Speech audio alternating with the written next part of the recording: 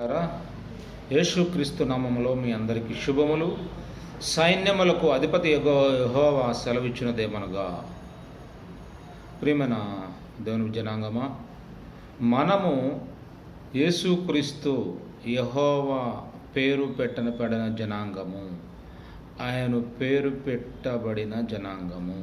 క్రైస్తవులు ఎవరైతే ఉన్నారో, యూదులు ఎవరైతే ఉన్నారో, వీరందరూ కూడా దేవుని పేరు పెట్టబడిన జనాంగము.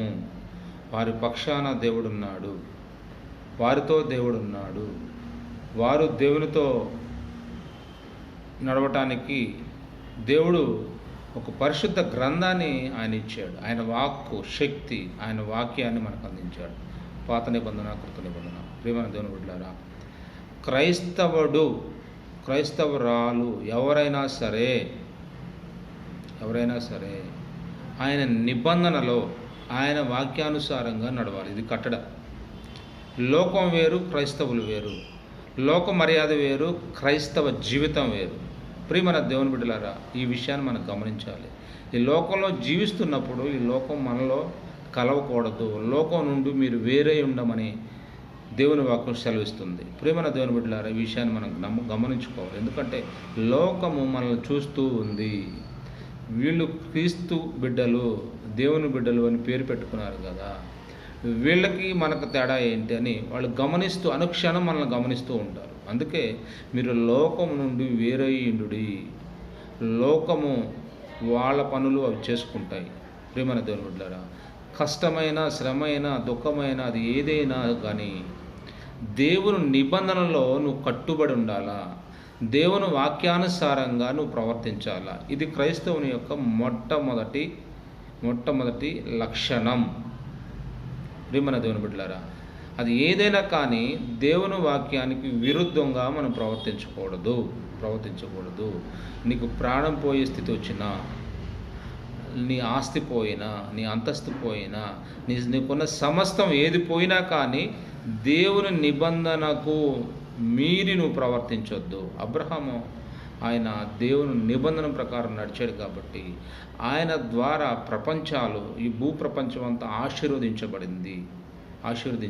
ప్రియమైన దేవుని బిడ్డలారా, ఎప్పుడైతే నువ్వు దేవుని నిబంధనలో, దేవుని కట్టుబాట్లలో, దేవుని వాక్యానుసారంగా మనం నడవగలుగుతామో ఖచ్చితంగా నువ్వు అభివృద్ధి చూస్తావు. నువ్వు దేవుని వైపు చూడు కానీ లోకం వైపు చూడవాకు. దేవుని వైపు నీకు సహాయం వస్తుంది కానీ, దేవుని నుండి పైనుండి నీకు సహాయం వస్తుంది కానీ, మనుషుల యొక్క రథాల యొక్క గుర్రముల యొక్క శక్తిని బట్టి వారి నుంచి మనకు సహాయం రాదు. దేవుడే మన సహాయకుడు. యుద్ధము యెహోవాదే. ప్రియమైన క్రైస్తవుడా, నువ్వు పైకి చూడాలి, దేవుని వైపు చూడాలి. నీ ఎటువంటి సమస్తమైన బాధ ఉన్నా కానీ నువ్వు ఆయనతో చెప్పుకోగలని, ఏ మనిషికి చెప్పుకున్న వేస్ట్. నీ ప్రయత్నం నువ్వు చేస్తూ నువ్వు దేవుని దగ్గర నువ్వు మొరపెట్టాలి. దేవుని నిబంధనలో ఉండి నువ్వు మొరపెడితే, దేవుని ఆ కట్టడలో నుండి నువ్వు మొరపెడితే, దేవుని సన్నిధిలో నుండి నువ్వు మొరపెడితే, వాక్యానుసారంగా నువ్వు మొరపెడితే, దేవుని యొక్క ఆజ్ఞానుసారంగా నువ్వు ప్రవర్తించి మొరపెట్టితే, నీ ప్రార్థన, నీ విజ్ఞాపన, నీ కన్నీరంతా కూడా దేవుని దగ్గర మొరపెడితే ఖచ్చితంగా నీకు సహాయం వస్తుంది. ఎటు నుంచి అయినా నువ్వు ఊహించావు, నీ తలంపుకి, నీ ఆలోచనకి, నీ జ్ఞానానికి అందని ఊహించని సహాయం నీకు దొరుకుతుంది. ఈ విశ్వాసం, ఈ నమ్మకం క్రైస్తవులైన మన పట్ల మనకుండాలి. ప్రియమైన దేవుని బిడ్డ, ఇది గుర్తుపెట్టుకోండి. ఆయన నిబంధనలో మనం కట్టుబడి ఉండాలి. ఆయన నిబంధనలో కట్టుబడి ఉన్నామో లేదో ఒకసారి జ్ఞాపకం చేసుకోండి. ఆయన నిబంధన నుంచి దూరం అయ్యామా? ఆయన సన్నిధి నుంచి దూరం అయ్యామా? ఆయన సన్నిధి కాంతి, ముఖ కాంతి నుంచి దూరం అయ్యామా? ఆయన సంఘం నుంచి దూరం అయ్యామా? ఆయన యొక్క ఆజ్ఞ నుంచి దూరం అయ్యామా? ఆయన యొక్క ఇచ్చిన పరిశుద్ధ గ్రంథమైన ఆ బైబిల్ నుంచి మనం దూరం అయ్యామా అని ఒక్కసారి నీ మనస్సాక్షిని పరీక్ష చేసుకుంటే నిన్ను నువ్వే అద్దంలో చూసుకున్నట్టుగా చూసుకుంటావు. అయ్యో నేను తప్పిపోయాను, అయ్యో నేను జారిపోయాను, అయ్యో నేను దూరం అయిపోయాను, దేవునికి దూరంగా బ్రతుకుతూ నా అవసరాలకి నేను ప్రార్థన చేస్తే ఉపయోగం ఏముంది? ప్రియమైన దేవుని బిడ్డలారా, దేవుని దగ్గరికి రా, నీ సమస్య చెప్పుకో, నీ బాధ చెప్పుకో.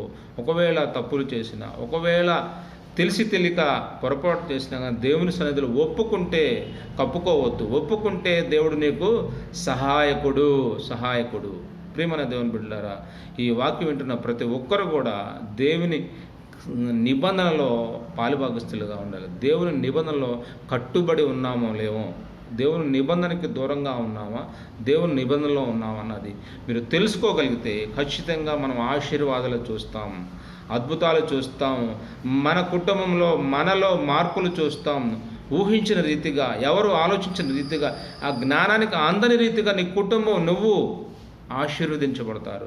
వీళ్ళేనా ఆశీర్వదించబడింది, మొన్నటి వరకు ఎలా ఉన్నారే అనుకుంటాం. ప్రియమైన దేవుని బిడ్డలారా, గుర్తుపెట్టుకోండి, దేవుని నిబంధనలో మనం కట్టుబడి ఉండాలి.